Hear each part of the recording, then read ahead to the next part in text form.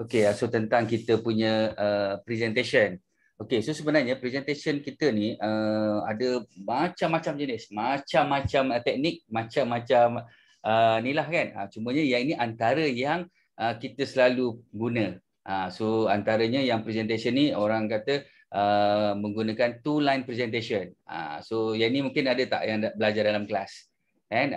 So yang ini kebiasaannya contohnya kalau tunai ni, okey, kalau kita buat simpanan dekat bank and RM300 sebagai contoh, simpan dekat takaful RM300. So apa perbezaan dia? So macam itulah lebih kurang kita akan buat two line presentation.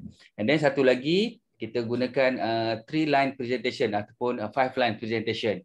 So benda ni sebenarnya lebih kurang sama je. So maksudnya dalam takaful tu apa yang ada. So biasanya dia akan buat pecahan lah. Okey, dia ada apa tu, kad perubatan, dia ada perlindungan, dia ada simpanan, ada protection accident, critical illness dan sebagainya lah. So yang itu three line presentation. Lepas tu dia ada lifeline presentation. So macam mana kita bermula kan, so daripada lahir, membesar kan, so bekerja, dewasa, lepas tu mungkin sakit dan seterusnya lah kan. So jadi kat situ ada teknik-teknik cara presentation dan ada juga satu lagi cycle O presentation. So yang ini sangat-sangat popular juga. Yang ini kalau kata kalau kita Google boleh tengok Bil Ajaib. Boleh build je. So dia lebih kurang macam tu dia punya presentation, tapi kita tak nak cerita yang tu. So malam ni kita nak cerita yang bawah sekali ni, triangle presentation ataupun financial check-up.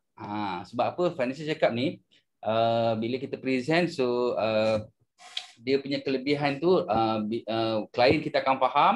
And then kalau kata orang yang dah ada insurans, so maknanya kita boleh cerita tentang financial check-up ni juga. So sebab kadang-kadang bila kita jumpa ataupun propose dekat klien-klien ataupun prospek dekat luar sana, oh saya dah ada kan. Kalau dah ada sebenarnya kalau kita jumpa orang yang macam ni, so lebih bagus kita baguslah, saya memang nak share orang yang dah ada insurans ataupun orang yang dah ada takaful. So yang mana yang paling sesuai adalah financial check-up presentation ni tadi. So nanti kita akan terang lebih detail lah tentang kita punya teknik macam mana kita nak present tu. Lepas tu mungkin semua dah tahu lah kot, taruh hot produk kita tentu medical card, warisan plus dan juga aspirasi. So yang itulah untuk kita punya produk. So jadi kita cover malam ni untuk financial check-up, and then insyaAllah dari masa ke masa kita akan cover presentation yang lain. Tapi kalau kata you dah mahir dengan financial check-up ni, yang lain-lain punya presentation pun orang kata tak perlu pun tak apa. So kalau yang ini memang yang terbaik antara yang terbaik lah. Alright. Okay, so tanpa buang masa, so saya nak minta Kay lah untuk share tentang kita punya presentation financial check-up malam ni. So dipersilakan.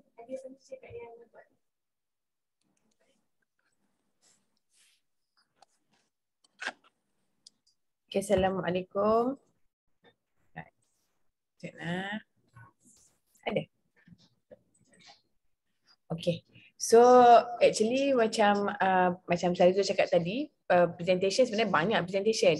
Cuma financial check-up ni antara presentation yang saya selalu guna, yang saya rasa klien mudah faham. Bila klien faham, lagi dia senanglah nak ambil plan dengan kita, betul tak? And then satu lagi, financial check-up ni adalah satu presentation yang kita secara tak langsung boleh fact finding klien. Maknanya kita tak cakap, orang kata kita tak offer dia produk semata-mata. But hostkan ni sekejap, yang satu lagi. Hostkan ni iPad Android. So apa nama ni, macam kita bila macam Nana pun semalam dah masuk kelas kan, macam masuk yang postmortem, Rabiah tu pun dah masuk postmortem semalam kan. So dekat postmortem pasal tak ada orang cakap pasal nama baru, lepas tu presentation. So untuk kita close case, memang kita kena ada nama tu tak kisahlah daripada mana punca pun tak apa. Adik-beradik kita ke, family kita ke, saudara mara kita ke, kawan ke apa, tak kisah.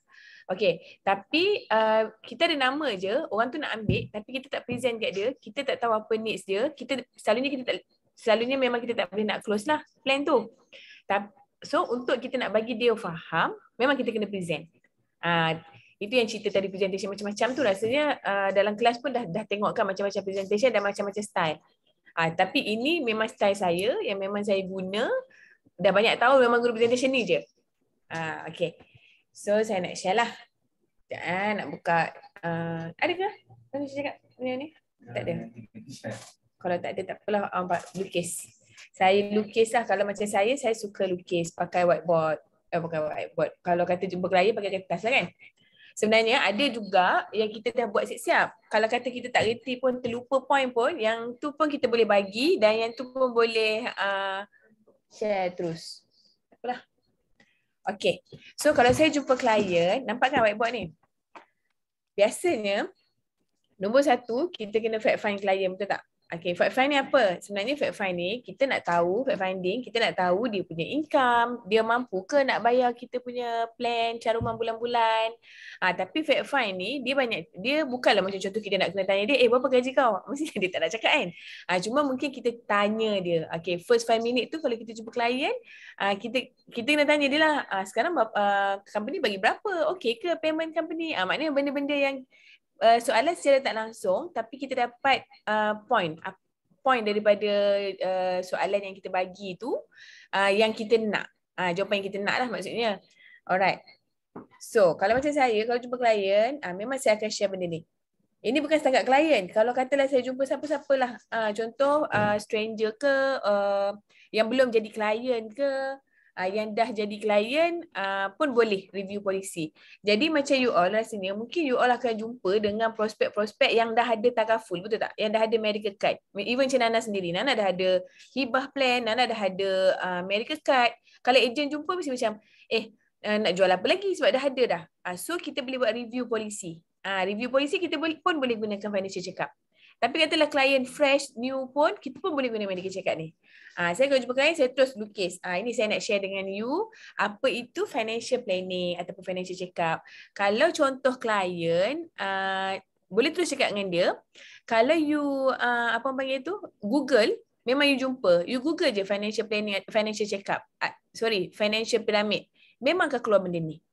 Okay, sebab dia standard. Okay, so nombor 1, apa baseline yang paling wajib? Macam kalau kita piramid makanan kan dia ada makanan asas yang paling wajib kan? Sama juga dengan financial planning. So nombor 1 is a wealth protection. Okay. Apa tu wealth protection? Wealth protection ni apa yang instrumen yang kita nak protect diri kita, protect harta kita. Anything lah yang nak protect pelindungan. So nombor 1, first thing first adalah yang paling penting is hibah. Okay. Nombor 2, medical card. Okay. Nombor 3 is critical illness benefit. Okay. So sebenarnya, kalau kita tengok kat Google, kadang-kadang dia punya susunan ni tak sama tau. Ada yang medical card dulu, ada critical illness dulu, hibah dulu. So tak ada masalah pun. Yang macam mana pun sebenarnya lebih kurang je. Yang penting bawah ni semua berkaitan dengan protection, iaitu insurans. Okay, jadi kalau kita jumpa prospek yang memang dah ada medical card, I dah ada medical card lah, dah cover, ataupun dia cakap, I dah ada company cover lah, tak apa. Sebab kita bukan nak cerita pasal medical card, kita boleh cerita pasal produk lain. So bila kita buka financial check-up, produk lain pun boleh masuk. Okay, so apa yang penting dekat hibah ni? Hibah ni adalah, kalau dah tahu kot kan, hibah ni adalah pampasan kematian. Ataupun kita panggil life insurance ke, pampasan kematian, sama lah tu. Itu dalam bentuk perkataan insurans. Life insurance tu biasanya dalam bentuk konvensional. Hibah ni biasa kita akan relate to produk takaful. Sebab bila berlaku kematian, pampasan tu akan diberikan dalam bentuk hibah. Hibah ni bukan produk tau. Hibah is cara macam mana nak bagi duit pampasan kepada pewaris. So dia ada penama, dia ada hibah, so ada wasi. So antaranya hibah yang paling senang sebab dia boleh dapat terus dekat family tanpa perlu di fight dekat mahkamah ke apa-apa. Jadi kalau orang selalu cakap nak produk hibah, hibah tu sebenarnya bukan produk. Hibah is macam mana nak transfer duit tu. Produk, kalau macam kat Prudential, kalau dekat PBSN, semua produk takaful boleh kita buat hibah. Anugerah boleh buat hibah, Warisan Plus boleh buat hibah, Aspirasi boleh buat hibah. Segala produk takaful kita boleh hibahkan. Okay, so berapa kita nak bagi klien produk hibah ni? Pampasan kematian, berapa klien perlu? So sebenarnya setiap orang klien at least dia kena ada 10 tahun income protection. Kita bagi tahu klien. So kat sini kita boleh cakap dengan dia. Okay, you sepatutnya kena ada 10 years income protection. So untuk 10 years income protection tu kita boleh terus tanya dia, boleh I tahu tak berapa you punya yearly income? I nak kira berapa untuk 10 tahun income protection. Jadi kat situ kita boleh tahu gaji dia dah. Contoh kalau dia kata gaji dia setahun 60,000 kan. So 60,000 kali dengan 10 tahun. So maksudnya dia kena ada at least pampasan kematian dia 600,000. Okay. Ini dia kena ada contoh. Reason dia, rational dia. Kenapa kena ada 600,000? Kita kena bagi tahu klien. Sebab kalau kita tak bagi tahu, dia kata buat apa nak banyak-banyak duit. Nanti sekarang aku mati duit tu tak pakai pun. Kadang-kadang orang cakap macam tu kan. Jadi kita boleh cakap dengan dia 600,000 ni, reason dia, anything happen dekat seseorang customer tu, so duit tu akan diberi kepada pewaris dia, hibah. Contoh family wife dia ke, suami dia ke, anak dia kan. Jadi pewaris yang tinggal tu dia akan survive 10 tahun tanpa dia perlu change dia punya lifestyle. Sebab kalau kata income 5,000, mesti dia ada cara expenses orang hidup yang income 5,000. Dengan nak bayar kereta, bayar rumah, duit makan, bil api, bil elektrik, semua tu, betul tak? Jadi, kalau katalah breadwinner tu meninggal ataupun dia yang bekerja ni meninggal, dia dah hilang 5,000 sebulan income tu. Jadi macam mana dekat pewaris yang tinggal tu? So pewaris yang tinggal tu dia kena kecilkanlah perbelanjaan dia sebab 5,000 dah tak ada. Betul tak? Sebulan ni tadi. Jadi that's why pentingnya 10 tahun income protection. Okay. Ini satu. Ada lagi point. Ini saya terus ceritalah banyak-banyak point sebab benda ni 10 tahun income protection ni memang yang biasa kita guna. Dan ada lagi satu cara lagi point. Kita kira dia ikut umur anak dia yang paling kecil. Itu antara salah satu point juga. Contoh kalau anak dia umur 2 tahun, kita boleh tanya dia, agak-agak you rasa anak you umur berapa dia boleh cari duit sendiri? Umur berapa dia boleh survive? Kalau dia kata 18 tahun. Kalau anak kecil dia umur 2 tahun kan. So lagi 18 tahun umur anak dia 20. So dia perlukan 18 tahun income protection. Supaya kalau dia meninggal terkejut pun, sekurang-kurangnya anak dia tak risau 18 tahun boleh survive. Cuma dia kehilangan parents dia je. Tapi income tak hilang, so anak dia boleh continue hidup, boleh belajar macam biasa, boleh ada normal life. Okay? Itu adalah macam mana kita nak share pasal hibah lah kat customer. So apa produk hibah? Produk hibah is antaranya warisan, okay, ataupun anugerah. Ini antara produk yang kita boleh bagilah. Kalau orang sebut produk hibah tu sebab dia nak pampasan yang tinggi kan. So kita boleh offer dia plan perubatan warisan ataupun plan perubatan anugerah. Jadi katalah kita present dengan klien dah setuju dah tahu pasal kau kira lah kat aku 600,000 pampasan kematian. So kita tak payahlah nak cerita banyak-banyak dah. Kita kalau ada iPad tu terus buat quotation je 600,000. Kita dah boleh close case dah sebenarnya.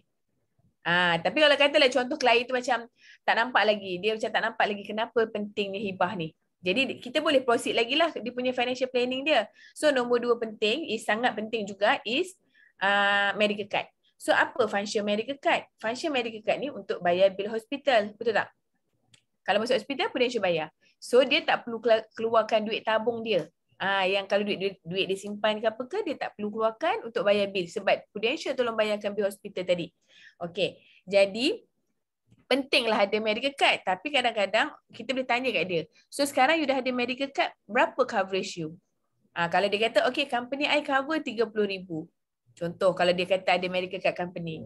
Kita boleh tanya dia balik. So you rasa 30,000 cukup tak sekarang untuk membiayai plan perubatan setahun, you punya plan perubatan setahun? Sebab appendix sekarang pun dah 15,000. Jadi kat situ kita boleh dan kita kena tahu jugalah harga-harga sakit-sakit kat hospital swasta ni. Tapi sebenarnya lebih kurang kita pun biasa dengar kan kalau kita tengok kat Facebook ke apa ke bil untuk sakit jantung 70,000. So kalau 30,000 agak-agak cukup tak? Memang confirm tak cukup lah, betul tak? Okay. So kalau katalah contoh dia ada medical card asal. So kita tak company lain ke contoh. Kita cakap dengan dia tak apa. You continue je lah medical card you yang sedia ada. Tapi kalau you rasa tak cukup, kenapa? You kena buat apa? You kena top up lah. So mungkin you boleh ambil satu lagi medical card dengan Prudential. So pun kita boleh close case medical card kat situ. Okay, and then ataupun kita tanya dia berapa medical card existing yang dia dah ada. Kalau kita jumpa customer yang memang ada plan Prudential juga. Contoh dulu-dulu plan Prudential 50,000 je. So kat sini pun kita boleh review polisi yang dia punya 50,000 tu macam mana kita nak upgrade jadi unlimited punya plan. So sebenarnya banyak point kita boleh close case walaupun kita jumpa orang yang memang dah ada insurans. Sebab kadang-kadang orang cakap, oh I dah ada insurans. Tapi sebenarnya dia tak tahu pun insurans apa yang dia dah ada. Kat sinilah cara kita nak tanya dia apa yang dia dah ada, apa yang dia tak ada. Okay. So, clear tak setakat ni? Saya cakap laju. Ya. Clear, okay.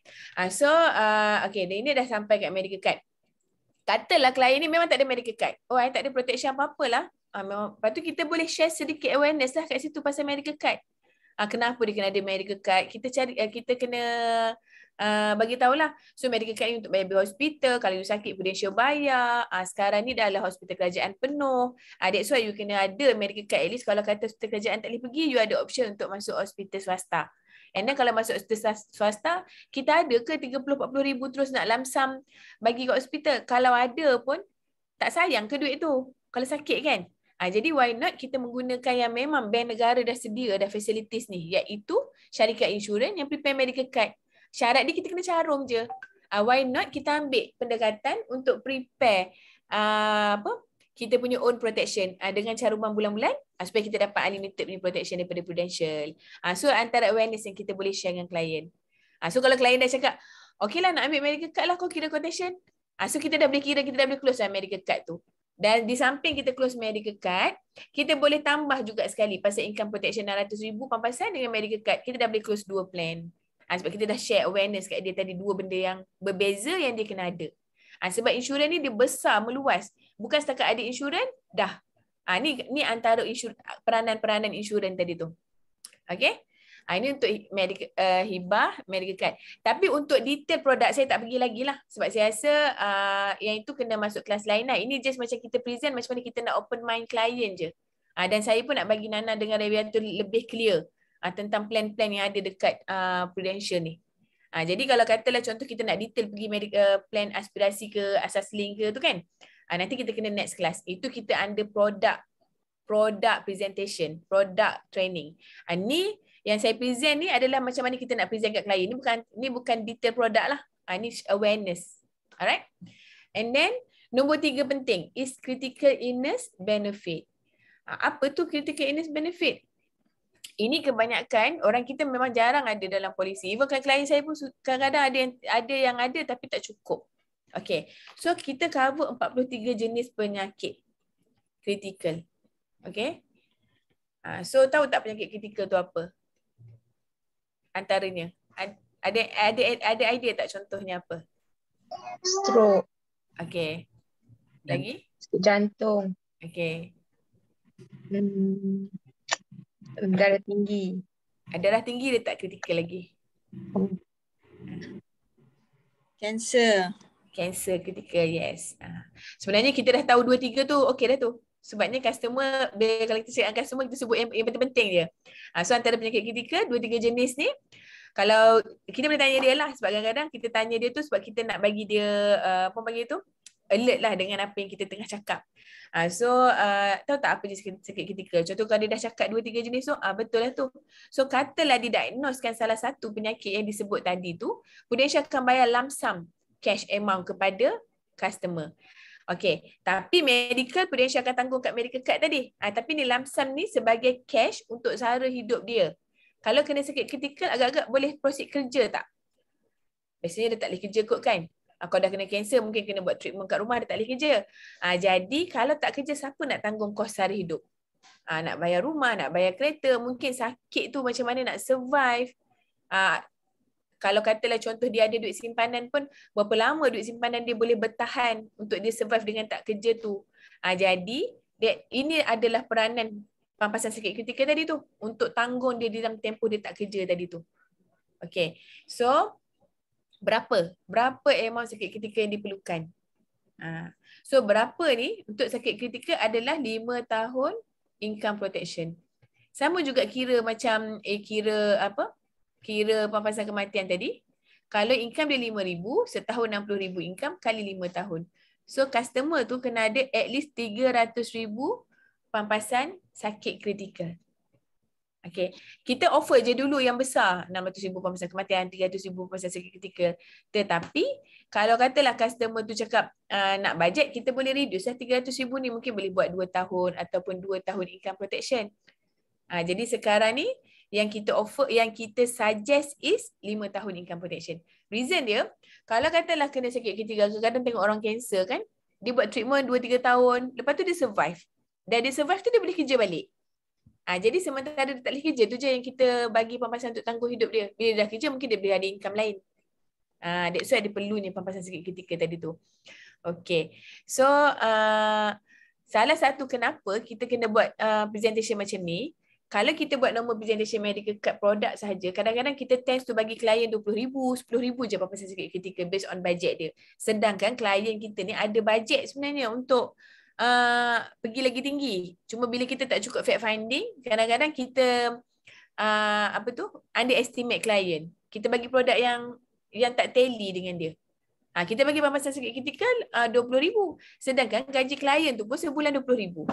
Jadi kalau katalah berlaku kematian, bagi dekat wife dia 20,000, sebulan duit tu habis.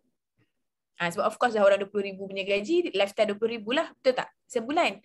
Jadi bila kita buat presentation macam ni, kat sini kita boleh pergi close case yang mungkin pampasan kematian dia 1 juta, 2 juta. Kita boleh pergi kepada pampasan kematian tinggi lah based on income dia tadi. Alright. Clear tak? Ada apa-apa nak tanya tak bila sampai kat bawah ni? Sebelum saya pergi kepada level yang kedua. Saya nak tanya. Oh, ada Rifki. Hai, Assalamualaikum. Okay. Kiranya tadi kalau critical illness dia akan bagi pampasan secara lump sum kan? Betul. Kiranya kalau dia dapat detect dia critical illness, macam mana pula dengan dia punya pembedahan semua tu, akan cover bawah medical card ke atau macam mana? Betul. Kalau dia ambil plan yang ada medical card, kita pembedahan dan segala urusan bil hospital akan ditanggung oleh medical card. Tapi based on dia punya limit tu lah medical card. Iya, betul. Oh. Betul. Ikut package yang dia ambil. Oh. Alright. Dia boleh dapat duit. Okay, medical card tu punya coverage dengan critical illness. Kalau dia ada. Macam mana nak? Kalau dia sakit, salah satu sakit yang critical tu, lepas tu dia ada medical card. So hospital fee yang medical card tanggung. Lepas tu yang duit cash tu dia dapat terus. Dia dapat masuk akaun dia, betul. Dengan syarat dia kena ambil lah benefit tu. Sebab dalam kalau dalam produk takaful ni, yang wajib is pampasan kematian. It's a basic life coverage. Yang critical illness, medical card ni adalah riders. Riders ni maksudnya benefit tambahan. Jadi kalau dia ambil critical illness punya benefit tu, dia akan dapat 300,000. Lepas tu kalau dia ambil medical card yang unlimited, dia masuk hospital, unlimited prudential cover dia. Sebab kalau contoh case cancer, dia kena operate, dah operate mungkin dah cost 40-50,000 kan. Lepas tu dia kena in out hospital, buat chemo ke apa semua tu, semua tu ada medical card. Tapi dia dapat lagi cash tu untuk sehari hidup, untuk kehidupan dia lah. Okay. Satu lagi saya nak tanya. Kiranya kalau seorang kita punya prospek ni, kita tahu dia ni merokok. So adakah dia ni boleh ambil plan critical illness Boleh. Boleh, cuma dia kena declare merokok dia tu. Lepas tu nanti biasanya harga orang merokok ni lebih lah sikit, RM10 ke RM15 daripada orang yang tak merokok. Tapi katalah walaupun dia merokok, dia ambil. Lepas tu dalam tempoh dia ambil, dia carum tu, tiba-tiba kena kanser paru-paru. Rokok kan related to kanser paru-paru kan. Prudential stay cover, tak ada masalah. Walaupun dia kena, walaupun doktor diagnose dia kena kanser ni sebab merokok. Tapi disebabkan waktu application tu dia declare dia merokok, prudential cover. Tapi katalah waktu application tu dia nak murah plan, dia nak jimat RM10 dia tak nak declare dia merokok walaupun dia merokok. Tiba-tiba along the way dia kena kanser paru-paru dan doktor tulis report kanser related tu sebab dia merokok. Ada possible prudential boleh decline dia punya claim. Sebab dia tak declare awal. Alright. Clear Okay. So kalau ada tak soalan, saya pergi ke next step. Step nombor 2. Apa tu? Nombor 2 is wealth accumulation. Okay. Accumulation ni dia accumulate. So accumulate ni maknanya duit yang dia ada, simpanan dia ada, macam mana dia nak accumulate duit tu. Okay, so antaranya dia nak accumulate tu biasanya tujuan dia apa? Biasanya dua, siapa kan? Tujuan dia dua. Okay, biasanya untuk retirement dengan education plan. So kalau kita jumpa orang yang memang ada. Kalau kita jumpa orang yang memang apa panggil tu tak ada anak ke apa, tak payah cerita lah pasal education tu, kita cerita retirement plan. Tapi kalau kata orang yang memang ada anak dan dia bekerja dan retirement dan of course lah semua orang retire kan. Jadi kita perlu cerita benda ni. So wealth accumulation ni macam mana cara kita nak present kat dia? Okay, kalau saya memang terus tanya dia. Okay, kalau contoh dia ada anak, berapa orang anak you? Okay, katalah anak 2 orang. Anak 2 orang ni umur berapa? Dia terus tanya dia. Ni sebenarnya kita nak find dia lah ni. Apa kepentingan klien dia. Katalah anak dia seorang 10 tahun, seorang 5 tahun. Okay. So anak apa tu? Biasanya saya tanya dia kalau kata contoh macam anak ni, kalau macam you agak-agak anak ni besar nanti you nak anak kerja apa? You nak hantar anak kat sekolah mana? You nak hantar anak dekat universiti mana? So itu antara soalan-soalan yang kita kena tanya klien yang ada anak ni. So kata dia kata tak apalah, uni dalam negara je lah, IPTA.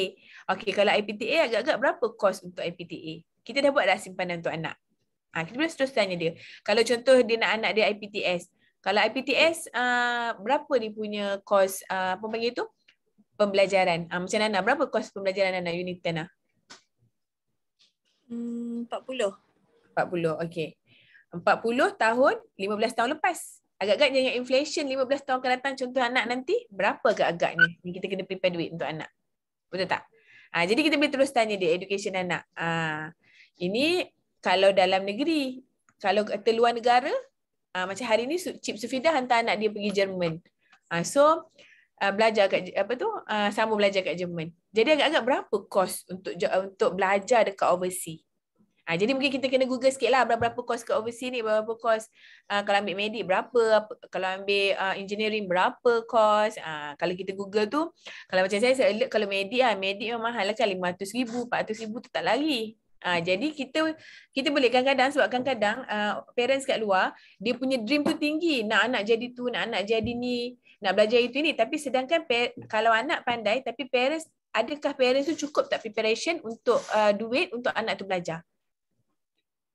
Banyak happen kat luar, anak pandai tapi bila parents tak cukup duit terpaksalah belajar kat mana yang boleh je. Dan ada juga kes yalah parent ni dia angan-angan nak macam tu nak macam ni, tapi side parent tak prepare. Ini yang kita nak educate dia.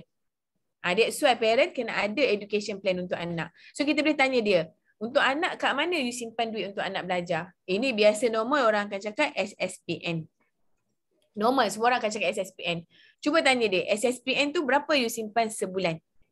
Katalah dia kata nak simpan 100 sebulan untuk anak. Dah berapa tahun simpan? Katalah dia cakap baru simpan 2 tahun RM100. So katalah ada 2,400 dalam SSPN. Umur anak 2 tahun. Umur anak tadi 5 tahun kan? So katalah anak nak masuk uni 18. 18 tolak 5 tahun, dia ada 13 tahun untuk simpanan anak. Okay, 13 tahun untuk simpanan anak, berapa yang agak-agak dia boleh simpan untuk anak dengan syarat tak usik langsung lah duit dia simpan tu. Jadi kat sini kita boleh open mind dia, maknanya kita create masalah kat dia. Bila kita tanya dia pun sebenarnya tak cukup pun kalau simpan untuk anak, dah lah simpan keluar, anak nak sekolah keluar, anak nak beli baju gaya keluar ke apa ke duit tu. Last simpanan tu habis. So macam mana anak nak masuk universiti? So kat sini kita boleh propose dia produk aspirasi. Okay. So katalah kita dah discuss pasal saving tadi, kalau kadang-kadang bila kita dah tanya klien automatik akan cakap dengan kita, macam mana kalau macam dekat Prudential ada ke plan simpanan untuk education anak? So kita boleh tu cakap dengan dia, ada, kita simpan untuk 5 tahun, by the time anak you umur 20, you dah boleh keluar cash untuk anak you masuk universiti. Tapi katalah minta jauh, anak tak masuk you pun, duit tu boleh ambil juga. Ataupun kalau jadi apa-apa kat parent tu, berlaku kematian ke apa ke, sebab kita kan duit kita ni boleh jadikan hibah, so direct juga dapat kat anak. Anak still boleh masuk you walaupun parent dah tak ada. Sebab dekat sini kita ada waiver. Nanti saya cerita detail pasal waiver. Maknanya kalau kita simpan aspirasi, kita letak waiver nama parent. Kalau parent meninggal, tak payah dah, apa kata tu, tak payah simpan dah, Prudential akan tolong simpankan. Maknanya that's why ke aspirasi ni simpanan yang simpan dan secure. Maknanya kita save and secure duit tu. Kalau katalah parent panjang umur, parent simpan je lah untuk anak 5 tahun. Tapi kalau katalah parent tak panjang umur, berlaku kematian dalam tahun ketiga ke, anak punya simpanan tu still akan berjalan. Okay. So boleh cerita sikit lah produk aspirasi. Kalau klien dah tanya, kalau kita dah trigger klien tu pasal education fund ni, kita dah boleh present aspirasi. Sama juga dengan retirement plan. Retirement plan pun sama juga, kita akan tekankan produk aspirasi. Okay. So retirement plan, kalau saya selalu cakap dengan klien macam ni. Contoh klien sekarang katalah umur sebaya saya kan 40 kan. Okay. So berapa tahun lagi you nak kerja? Okay, katalah biasa dia akan cakap dia nak kerja umur 55 tahun. Lepas tu kita tanya dia, ada EPF tak? Buat keluar tak EPF? Sekarang ni dah lah asyik kerajaan suruh keluar EPF je kan? Jadi agak-agak umur 50 tahun ni, EPF kan dah 50 tahun dia boleh buat keluar ataupun 55, berapa cash EPF yang you ada? Berapa amount EPF? So saya jumpa klien kadang-kadang dia katalah ada 200,000 ke 300,000 kan? And then kita tanya dia soalan lagi. Agak-agak 300,000 ni, berapa lama you boleh guna duit EPF ni untuk sara hidup you dengan 300,000? Biasa klien akan jawab lah mungkin 10 tahun atau itu kalau dia belanja sikit. Kalau dia belanja banyak mungkin 6 hingga 7 tahun dah habis EPF. So possibility umur 60 tahun EPF dah habis. Betul tak?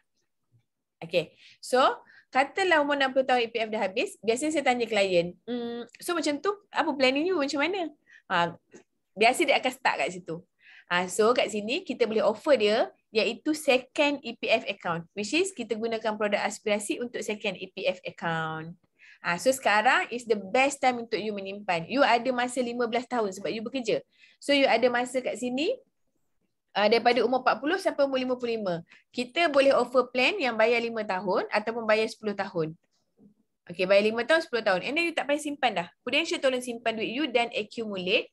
By the time umur you 60, EPF yang you dah habis, you dah ada second EPF account dengan Prudential ni. You boleh pakai lagi duit tu untuk sara hidup you selepas umur tu.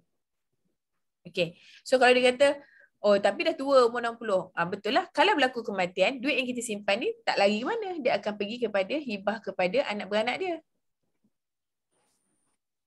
Okay. And then, katalah plan aspirasi ni juga, kita kan ada satu first account dengan second account. So katalah second account yang under IUA tu, boleh withdraw anytime. Contohnya tiba-tiba dia kata, oh dia nak pergi melancong lah, ataupun dia nak pergi Mekah lagi sekali lah, umur 50-60 tu, dalam ni ada duit, boleh ambil. Tak ada masalah. Jadi, betapa plan aspirasi ni boleh fix, apa kata tu, dekat customer kita, untuk second EPF account ni, sangat. Jadi saya memang selalu jual idea untuk second EPF account. Jadi katalah umur klien 40 ke, 35 ke, 45 pun, saya akan cakap dengan dia, this is the best time you menyimpan. Bila lagi kita nak simpan kalau bukan sekarang? Mana kalau umur 40? Kalau you tak simpan daripada umur sekarang, bila you nak simpan? Umur makin naik. 10 tahun akan datang, dah umur 50.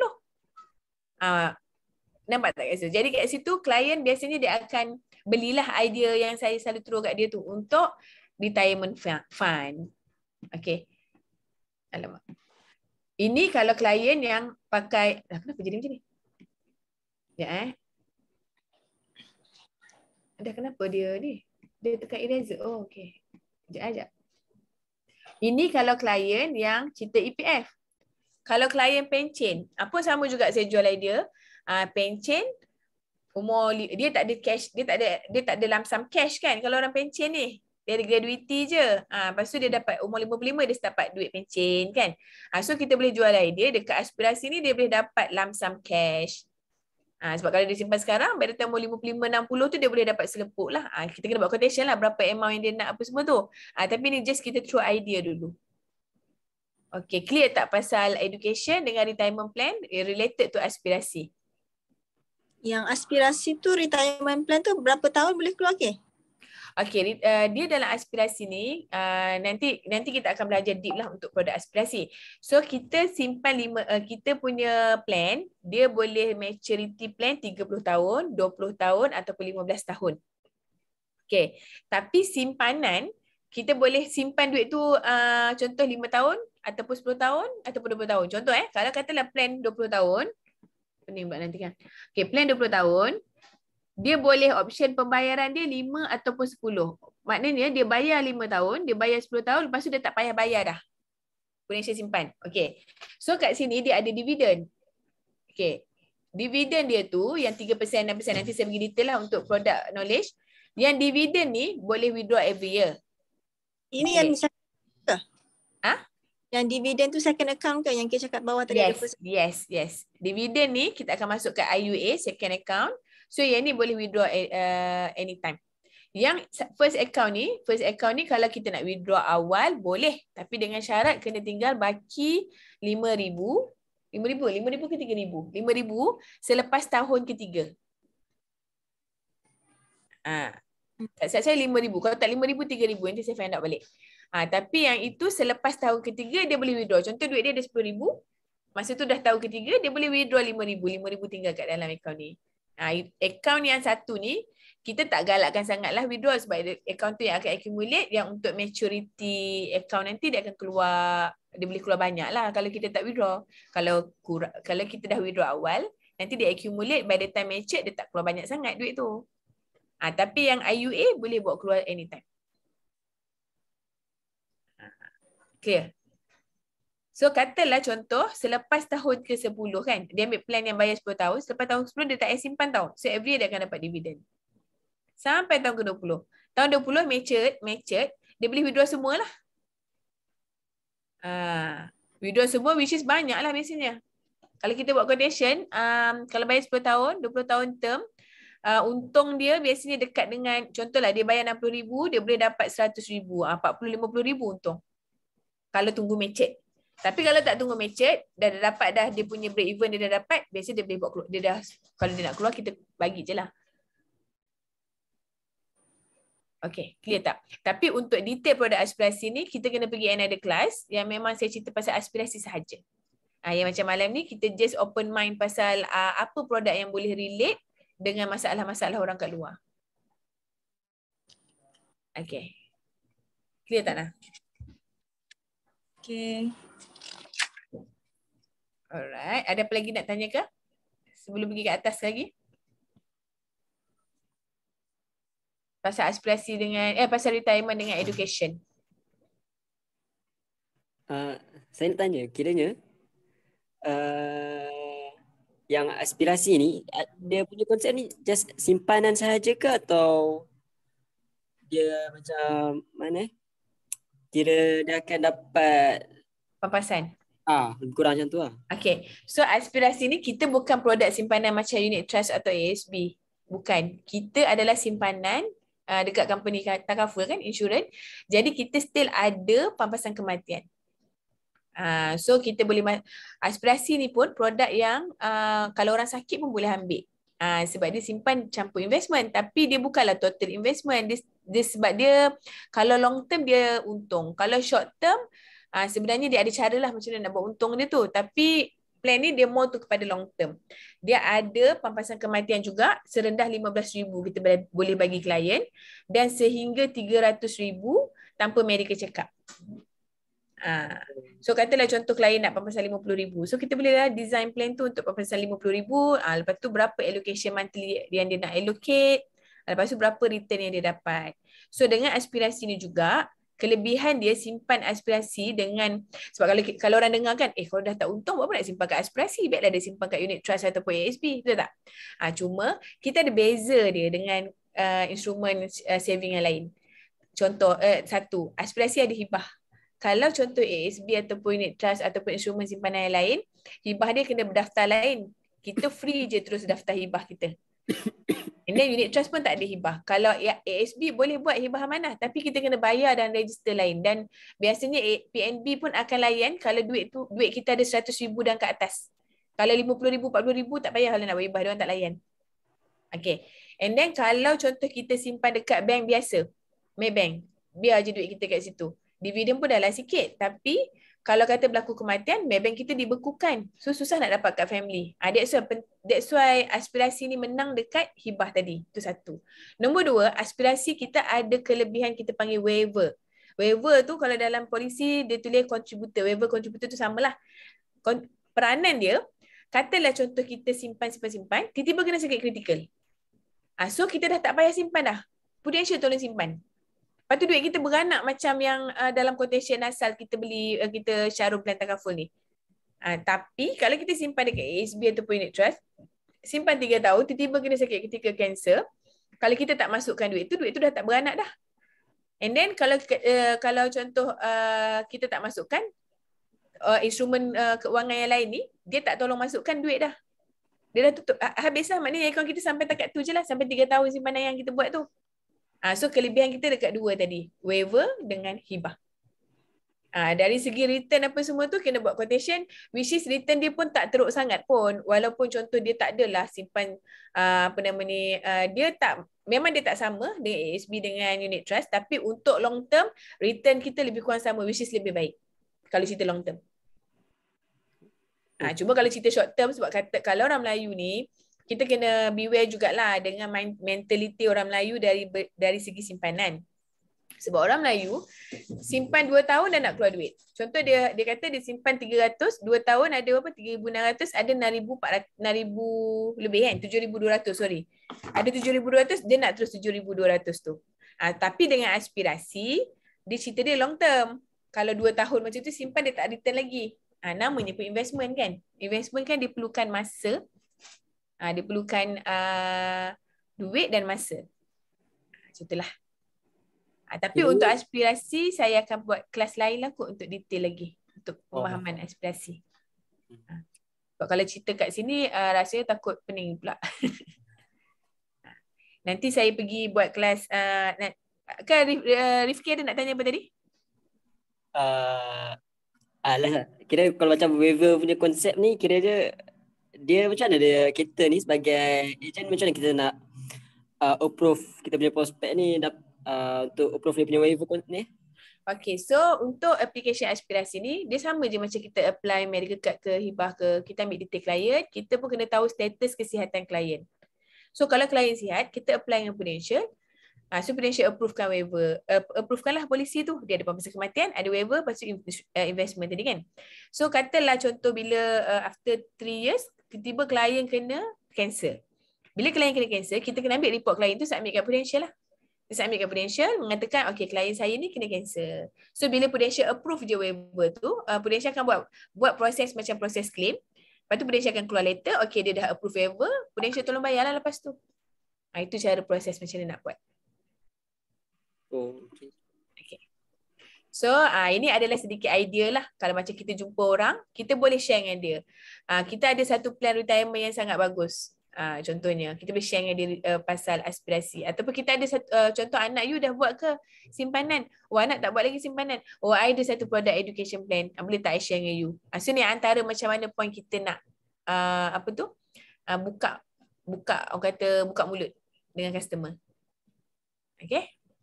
And then last sekali, atas sekali is wealth distribution. Okay, wealth distribution. Wealth distribution ni apa? Wealth distribution ni is macam mana kita nak distribute duit kita. Distribute duit ni, kalau time kita hidup, kita pandai kan distribute duit. Ni kemana ni nak bagi siapa, kita tahu kan. Tapi kalau katalah selepas berlaku kematian, macam mana kita nak distribute duit kita tu, harta kita tu, simpanan-simpanan yang kita ada, rumah kita, kereta kita. So, wealth distribution tu is more kalau kita berlaku kematian, macam mana kita nak bagi duit tu. Ataupun dalam arti kata lain, orang kita senang cakap pasal wasiat lah. Cuma, wasiat ni, tak ramai orang kita yang buat wasiat. Sebab wasiat ni perlu berbayar. Dia kena pergi dekat satu company, apa panggil tu? Trustee. Dia kena bayar kat company tu sejumlah amount untuk dia buat wasiat. Okay. So benda ni pun orang kita macam tak aware sangat lah biasanya. So macam wasiat ni pula, okay, dalam wasiat adalah hibah. Okay. hibah bersyarat lah whatsoever tu. Okey, ini dalam wasiat. Wasiat ni macam mana pembahagian harta. Ada faraid dalam wasiat ni. Ni dia anak-anak dia ni. Kalau nak cakap faraid ke hibah ke, ni semua dalam wasiat. Wasiat ni adalah apa yang kita nak bagi kepada orang yang kepada family kita, orang yang si mati nak bagi kepada family dia, is wasiat. Tapi wasiat dalam bentuk apa? Dalam bentuk hibah ke, dalam bentuk faraid ke apa semua, itu dalam wasiat. Hibah faraid dalam wasiat. Jadi orang kita memang ramai tak buat wasiat. Macam mana kita nak solvekan masalah wasiat ni? Bila orang kita tak buat wasiat, banyak harta beku dekat amanah raya. So, yang latest one ada 72 bilion harta umat Islam beku kat amanah raya. Okey, beku ni bukan dalam bentuk duit pun tau kat amanah raya sebenarnya. Dalam bentuk aset lah. Rumah, kereta, motor. Jadi orang amanah raya pun pening. 72,000 ni bukan cash. Adalah cash daripada bank yang kena beku tu. Tapi yang dari segi harta, rumah 2 juta, 3 juta yang tak boleh dicairkan. Sebab nama-nama orang mati. Dah 3-4 keturunan nama orang mati. Nama tok nenek. Lepas tu bila sebab bapak-bapak pun mati. Bila sampai anak cucu nak tukar nama, ada sepupu-sepapak duduk overseas lah apa semua. Tak boleh tukar nama. Which is nak tukar nama ni sangat susah tau. Jadi inilah problem orang kita sebenarnya. So macam mana nak solvekan problem? That's why Takaful come up dengan satu plan yang boleh buat hibah. Which is plan Takaful boleh buat hibah. Ini balik kepada plan tadi. Jadi so sebenarnya kita nak cerita kat dia. Apa-apa pun dalam 3 segi ni, semua related dengan plan insurans kita. So yang paling mudah is buat hibah Takaful. Hibah Takaful ni adalah kita panggil hibah tunai. Maknanya hibah tunai ni kalau berlaku kematian terus dapat duit. Dia ada hibah bersyarat, dia ada hibah amanah. Hibah ni banyak sebenarnya. Hibah bersyarat, hibah amanah, hibah apa lagi? Ada banyak-banyak jenis hibah ni. Kalau hibah bersyarat ni contoh dia hibahkan rumah tapi rumah tak habis bayar lagi kat bank. Dia jadi hibah bersyarat. So dia banyak rules and regulation lain baru nak dapat kat family. Kalau hibah amanah biasanya yang amanah raya guna. Amanah raya pada ASB guna. Amanah saham guna hibah amanah. Jadi kita punya yang takaful is hibah tunai. Ataupun senang orang dah kenal hibah takaful lah. Macam mana nak buat? Ambillah pampasan 600,000 tadi, letak hibah kepada nama family. Jadi apa-apa kat family ada 600,000 untuk settlekan pengurusan harta pusaka tadi. So sebenarnya untuk kita upgrade knowledge, memang kita kena tahulah tahu sedikit lah pasal pengurusan harta pusaka. Nanti saya share dekat next class lah. Pengurusan harta pusaka. So pengurusan harta pusaka macam mana duit, macam mana, ini extra knowledge lah. Kadang-kadang bila kita jumpa customer, dia nak tahu pasal hibah, pasal faraid semua ni, kadang-kadang kita cerita, klien tu lagi pandai daripada kita. Jadi lagi kan salah point. Jadi kita memang kena tahu sedikit knowledge macam mana pengurusan harta pusaka yang sebenar. Maknanya kalau mati duit tu beku lepas tu pergi ke pejabat mana dulu, pergi ke amanah raya terus ke? Sebenarnya tak terus ke amanah raya, dia akan pergi ke LHDN dulu, akan take charge, lepas tu bank, cek-cek hutang, and then baru dia pergi ke pusaka kecil ataupun pergi ke mahkamah tinggi, ikut nilai harta. Tapi tu next class saya akan cerita macam mana carta pengaliran pengurusan harta pusaka. So bila kita ada knowledge extra sikit pasal harta pusaka tu, kita senang lagi nak bercerita dengan customer pasal hibah. Okay, clear tak? Ada nak tanya tak? Rabiatul ke Nana ke Rifki ke?